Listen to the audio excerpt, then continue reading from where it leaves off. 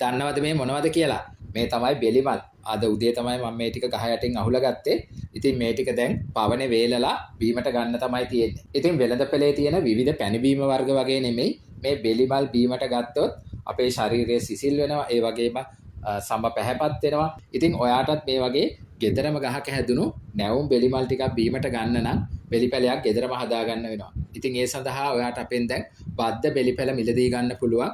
මේ බද්ද බෙලිපැල ඔයාට ඊටාම අඩු ඉඩකඩක් තියෙන කෙනෙකුට උනත් බඳුනක උනත් ඊටාම පහසුවෙන් හදා ගන්න පුළුවන් නඩත්තු අඩු ශාකයක්.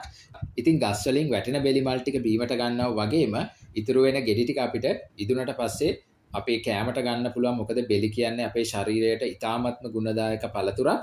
ඉතින් මේ පැල මිලදී ගන්නේ කොහොමද කියලා මේ වීඩියෝ එකේ උඩ මම සම්පූර්ණ විස්තරය සඳහන් කරලා තියෙනවා. ඔයාටත් අවශ්‍ය නම් තිරේ දිස්වන අංකයට WhatsApp මැසේජ් එකක් දාන්න.